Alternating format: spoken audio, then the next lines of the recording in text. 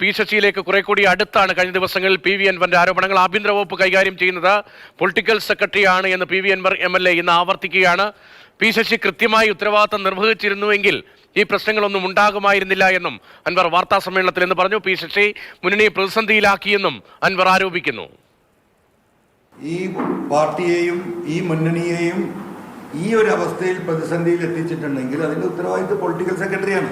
അദ്ദേഹത്തിന്റെ അപ്രമാദിത്വവും കാഴ്ചപ്പാടുകളും കണക്കിലാക്കിയിട്ടാണ് പാർട്ടി ഈ ഒരു പൊസിഷനിൽ ഇരുത്തിയത്. അങ്ങനെയുള്ള ഒരാൾക്ക് ഇങ്ങനെ വീഴ്ചകൾ പറ്റുമോ? അവിടെയാണ് അദ്ദേഹത്തിന് വേറെ അജണ്ട ഉണ്ടോ എന്ന് ആലോചിക്കണമെന്ന് ഞാൻ പറയുന്നത്.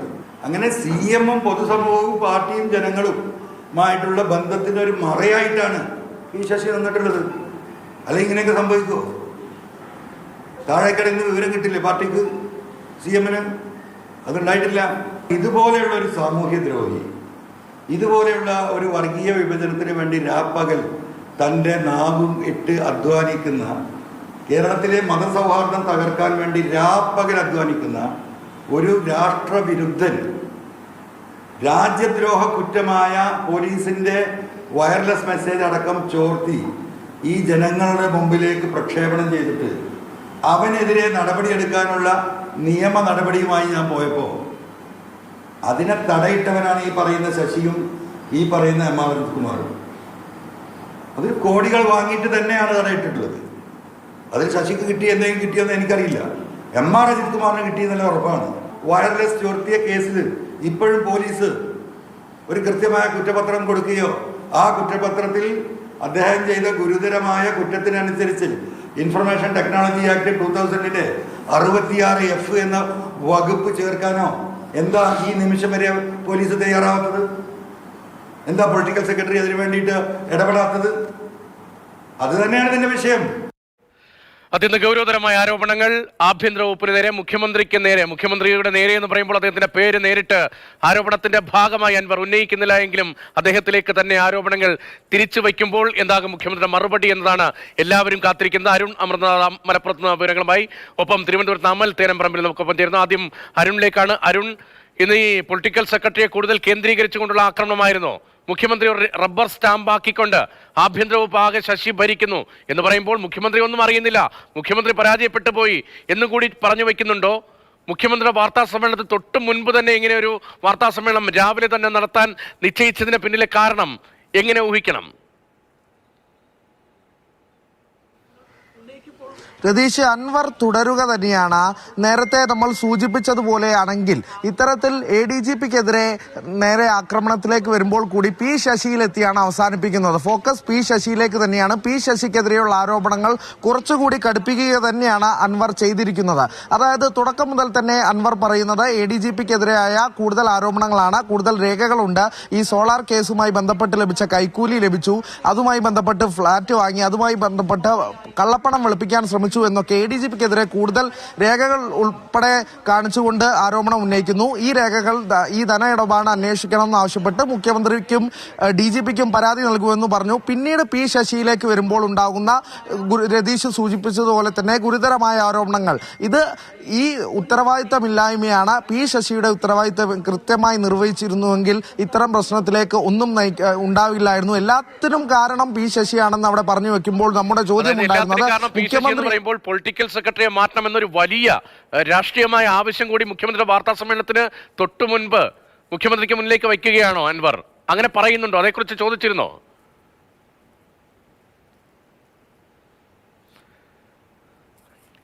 അരുൺ അമർനാഥാണ് വിവരങ്ങൾ നൽകിക്കൊണ്ടിരിക്കുന്നത്. അരുണിലേക്ക് എത്താം. അതിനു മുൻപ് അമൽ തേരംപറമ്പിൽ കൂടിയുണ്ട്. അമൽ, 11 മണിക്കാണ് വാർത്താ സമ്മേളനം നിശ്ചയിച്ചിരിക്കുന്നത്. മുഖ്യമന്ത്രിയിൽ നിന്ന് എന്തൊക്കെ നമ്മൾ പ്രതീക്ഷിക്കുന്നുണ്ട്? മുഖ്യമന്ത്രിയുടെ വാർത്താ സമ്മേളനം എന്നത് തന്നെ വലിയ വാർത്തയായി മാറുകയാണ്. ഒരു സംസ്ഥാനത്തിൻ്റെ മുഖ്യമന്ത്രി മാധ്യമങ്ങളെ കാണുന്നു എന്നുള്ളത് ഇന്നലെ വൈകുന്നേരം മുതൽ വലിയ ചർച്ചയായി മാധ്യമങ്ങളിൽ നിലനിൽക്കുന്നുണ്ട് എങ്കിൽ അതിന് അത്രത്തോളം പ്രാധാന്യമുണ്ട് എന്ന് നമ്മൾ കാണേണ്ടിയിരിക്കുന്നു. പ്രത്യേകിച്ചും മുഖ്യമന്ത്രി മറുപടി പറയേണ്ട ഒരുപാട് വിഷയങ്ങളുണ്ട്. ഈ ഒരുപാട് വിഷയങ്ങളിൽ നിന്നും കഴിഞ്ഞ ഒരു മാസമായി മുഖ്യമന്ത്രി മാറി നിൽക്കുകയായിരുന്നു, മൗനം പാലിക്കുകയായിരുന്നു. സംസ്ഥാന രാഷ്ട്രീയത്തെ പിടിച്ചുലച്ച പല വിഷയങ്ങൾ വന്നിട്ട് മുഖ്യമന്ത്രി അതിനോടൊന്നും പ്രതികരിക്കാൻ തയ്യാറായില്ല. സ്വാഭാവികമായും ഇന്ന് ഏകദേശം ഇനിയിപ്പോൾ വളരെ കുറച്ച് സമയം മാത്രമാണ് അവശേഷിക്കുന്നത്, ഏകദേശം 50 മിനിറ്റുകൾ മാത്രം. അതിനപ്പുറം കേരളത്തിൻ്റെ മുഖ്യമന്ത്രി മാധ്യമ മാധ്യമങ്ങളെ കണ്ട് കഴിഞ്ഞ ഒരു മാസം സംസ്ഥാനത്ത് നടന്ന വിവാദ വിഷയങ്ങളിലെല്ലാം തന്നെ മറുപടി പറയും എന്നുള്ളതാണ് നമ്മൾ പ്രതീക്ഷിക്കുന്നത്. ഒന്നും രണ്ടും വിഷയമല്ല, അത് PV അൻവർ തുടങ്ങി വെച്ച ആരോപണം മുതൽ മുഖ്യമന്ത്രിയുടെ പൊളിറ്റിക്കൽ സെക്രട്ടറി നേരിടുന്ന ആരോപണം, മുഖ്യമന്ത്രി ഭരിക്കുന്ന ആഭ്യന്തര വകുപ്പിന് കീഴിലെ സംസ്ഥാനത്തിന്റെ ക്രമസമാധാന ചുമതലയുള്ള ADGPക്ക് നേരെ ഉയർന്നിട്ടുള്ള ആരോപണം, അത് ചെറിയ ആരോപണങ്ങളല്ല. സ്വർണ്ണക്കടത്തടക്കം വലിയ കൊലപാതക കുറ്റം അടക്കമുള്ള വിഷയങ്ങളിൽ ഉയർന്ന ആരോപണമുണ്ട്. ആ ആരോപണങ്ങൾക്കൊന്നും മുഖ്യമന്ത്രി ഇതുവരെയും മറുപടി നൽകാൻ തയ്യാറായിട്ടില്ല. അതോടൊപ്പം തന്നെ ക്രമസമാധാന ചുമതലയുള്ള ADGPയെയും അതോടൊപ്പം മുഖ്യമന്ത്രിയുടെ പൊളിറ്റിക്കൽ സെക്രട്ടറി, ആരോപണം നേരിടുന്ന പൊളിറ്റിക്കൽ സെക്രട്ടറി P ശശിയെയും മാറ്റി നിർത്തണം എന്നുള്ള ഘടകകക്ഷികളുടെ ആവശ്യമടക്കം പരിഗണിക്കാൻ മുന്നണിയും സർക്കാരും ഒന്നും തയ്യാറായിരുന്നില്ല. ആ വിഷയത്തിൽ എന്ത് പ്രതികരണം മുഖ്യമന്ത്രി നടത്തുമെന്ന് കണ്ടറിയേണ്ടതുണ്ട്. അതോടൊപ്പം തന്നെ ഈ ആരോപണം നേരിടുന്ന മുഖ്യമന്ത്രിയുടെ പൊളിറ്റിക്കൽ സെക്രട്ടറി RSSന്റെ രണ്ട് പ്രധാനപ്പെട്ട നേതാക്കളുമായി കൂടിക്കാഴ്ച നടത്തിയ വിഷയമുണ്ട്. റാമാധവുമായും അതോടൊപ്പം തന്നെ ദത്താത്രേയ ഹൊസബോളയുമായും കൂടിക്കാഴ്ച നടത്തിയ വിഷയം നിലനിൽക്കുന്നു. ആ വിഷയത്തിൽ പ്രതികരണം നടത്തിയിട്ടില്ല. അതും ഔദ്യോഗിക വാഹനമൊക്കെ ഒഴിവാക്കി രഹസ്യമായി കൂടിക്കാഴ്ച CP തന്നെ ആവശ്യപ്പെടുകയാണ് ഈ സ്ഥാനത്ത് നിന്ന് മാറ്റണം. എന്തിന് RSS നേതാക്കളെ സന്ദർശിച്ച് പ്രധാനപ്പെട്ട ഉത്തരവാദിത്തമുള്ള ഒരു ഉദ്യോഗസ്ഥൻ ചർച്ച നടത്തിയെന്നത് വ്യക്തമാക്കണം. അക്കാര്യത്തിൽ മുഖ്യമന്ത്രി മറുപടി പറയാതെ വരുമ്പോൾ, ഇപ്പോൾ നോക്കൂ, ഒക്ടോബർ ആദ്യവാരത്തിൽ തന്നെ നിയമസഭാ സമ്മേളനം ആരംഭിക്കാൻ പോവുകയാണ്. പോലീസ് മേധാവി ഷെയ്ഖ് ദർവേസ് സാഹിബിന് നൽകിയ 30 ദിവസത്തിനകം അന്വേഷണ റിപ്പോർട്ട് നൽകണമെന്ന സമയപരിധി നിയമസഭാ സമ്മേളനത്തിന്റെ തലേ ദിവസം അവസാനിക്കാൻ പോവുകയാണ്. സഭാ സമ്മേളനം വരെ ഈ റിപ്പോർട്ട് നീണ്ടുപോയാൽ സഭയിൽ റിപ്പോർട്ട് വയ്ക്കേണ്ടി വരും. RSSുമായി എന്തിന് ചർച്ച നടത്തി എന്നതിൽ സഭയിൽ വിശദീകരണം നൽകേണ്ടി വരും. അപ്പോൾ സ്വാഭാവികമായും അജിത് കുമാറിനെ കൈവിടുക എന്ന നിലയിലേക്കായിരിക്കില്ലേ സാധാരണ നിലയിൽ ആലോചനകൾ വരിക? അജിത് കുമാർ ആയതുകൊണ്ടാണ് കൈവിടുമോ ഇല്ലയോ എന്ന കാര്യത്തിൽ നമുക്ക് ഉറപ്പൊന്നും പറയാത്തത്. സാധാരണ നിലയിൽ തൊപ്പി വെച്ച ഒരു IPS ഓഫീസർക്കെതിരെ നടപടിയെടുക്കാൻ സംസ്ഥാന സർക്കാരിന് ഇത്രയൊന്നും ബുദ്ധിമുട്ടേണ്ട കാര്യമുണ്ടായിരുന്നില്ല. ഇതിനു മുൻപും പല ഓഫീസർമാർക്കെതിരെ നടപടിയെടുത്ത ചരിത്രം നമ്മൾ കണ്ടിട്ടുള്ളതാണ്. പക്ഷേ അജിത് കുമാറിൻ്റെ കാര്യത്തിൽ അത് ഉണ്ടാകുന്നില്ല എന്നുള്ളതാണ് മറ്റുള്ള ഉദ്യോഗസ്ഥരിൽ നിന്നും അജിത് കുമാറിനെ വ്യത്യസ്തനാക്കി നിർത്തുന്നത്. അതിനാൽ തന്നെ അജിത് കുമാറിനെ മാറ്റാനുള്ള ഒരു തീരുമാനത്തിലേക്ക് സർക്കാർ എത്തുമോ എന്നുള്ള കാര്യത്തിൽ, അല്ലെങ്കിൽ മുഖ്യമന്ത്രി എത്തുമോ എന്നുള്ള കാര്യത്തിൽ ഒരു ഉറപ്പും ആർക്കും പറയാൻ കഴിയുന്നില്ല. മുന്നണി കൺവീനർക്കോ പാർട്ടി സെക്രട്ടറിക്കോ അല്ലെങ്കിൽ മുന്നണിയിലുള്ള മറ്റ് ഘടകകക്ഷി നേതാക്കൾക്കോ ഒന്നും അവരുടെയൊക്കെ ആവശ്യമാണ് മാറ്റി നിർത്തണമെന്നുള്ളത്. പക്ഷേ അതിലൊന്നും ആർക്കും ഒരു പ്രത്യേകിച്ച് അഭിപ്രായം പറയാമെന്നല്ലാതെ അതിൽ മുഖ്യമന്ത്രി ഇന്ന തീരുമാനമെടുക്കുമെന്നോ സർക്കാർ ഇന്ന നിലപാടെടുക്കുമെന്നോ എന്നും ഉറപ്പിച്ച് പറയാൻ കഴിയാത്ത അവസ്ഥ നിലനിൽക്കുന്നുണ്ട്. അതിന് പ്രധാനപ്പെട്ട കാരണം അജിത് കുമാറിൻ്റെ കരുത്ത് തന്നെയാണ് എന്ന കാര്യത്തിൽ സംശയമേ വേണ്ട. വേറെ ഏതെങ്കിലും ഒരു ഉദ്യോഗസ്ഥനാണ്, അതും ക്രമസമാധാന ചുമതല വഹിക്കുന്ന ഒരു ഉദ്യോഗസ്ഥനെതിരെ ഇത്തരം ആരോപണം ഉയർന്നിട്ടുണ്ടെങ്കിൽ ഇത്രയും കാലം എന്തായാലും തുടർന്നു പോകാൻ കഴിയില്ല എന്ന കാര്യത്തിൽ സംശയം വേണ്ട. ഇനിയിപ്പോൾ സസ്പെൻഡ് ചെയ്യുകയോ അല്ലെങ്കിൽ പുറത്താക്കുകയോ ഒന്നും ചെയ്തില്ല എങ്കിൽ കൂടി അതൊക്കെ കടുത്ത നടപടിയാണ്.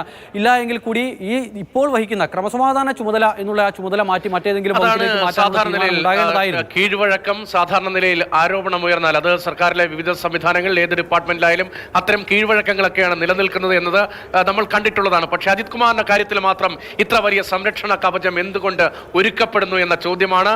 RSS നേതാക്കളെ അജിത് കുമാർ എന്തിന് കണ്ടു എന്ന പ്രതിപക്ഷ നേതാവിന്റെ ചോദ്യമുണ്ട്. അക്കാര്യത്തിൽ ഇതുവരെയും മറുപടി ഉണ്ടായിട്ടില്ല. ഇക്കാര്യങ്ങളൊക്കെ മറുപടി മുഖ്യമന്ത്രി വാർത്താ സമ്മേളനത്തിൽ ഉണ്ടാകുമെന്ന് നമുക്ക് സ്വാഭാവികമായും പ്രതീക്ഷിക്കാം.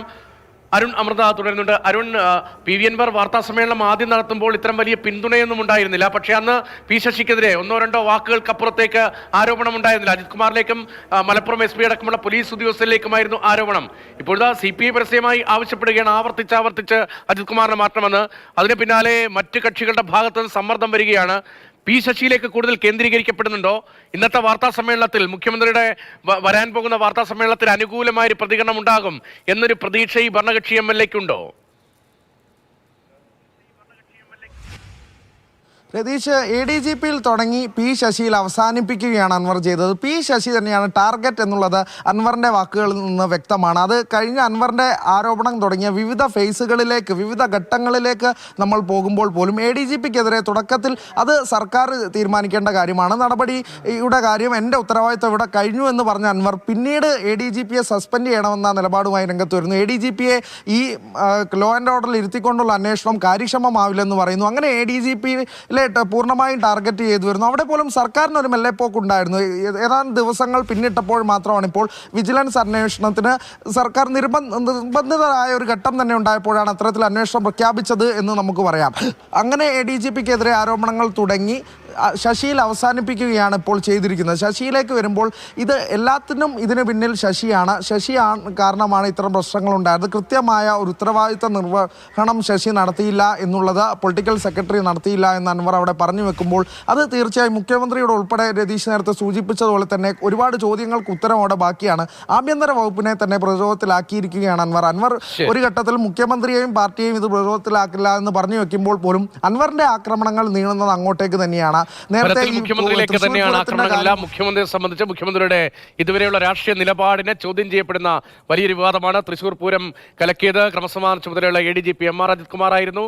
മാത്രമല്ല സുരേഷ് ഗോപിയെ വിജയിപ്പിക്കാൻ വേണ്ടി പിണറായി ഇടപെട്ടു, സഹായിച്ചു, അതിനുവേണ്ടിയാണ് പൂരം കലക്കിയത് എന്ന പ്രതിപക്ഷാരോപണം നിലനിൽക്കുകയാണ്. അത്തരം ഗൗരവതരമായ ആരോപണങ്ങൾക്കിടയിലാണ് RSS നേതാക്കളുമായി ഈ ഉദ്യോഗസ്ഥൻ കൂടിക്കാഴ്ച നടത്തിയെന്ന പ്രതിപക്ഷ നേതാവിന്റെ ആരോപണം വന്നത്. എന്തുകൊണ്ട് ഈ രണ്ട് പ്രധാനപ്പെട്ട വിഷയങ്ങളിൽ ഇങ്ങനെയുള്ള ആരോപണം എന്നിട്ട് മുഖ്യമന്ത്രിയുടെ ഭാഗത്തുനിന്ന് മറുപടി ഉണ്ടായില്ല, നടപടി ഉണ്ടായില്ല എന്നതാണ് വലിയ ചർച്ച.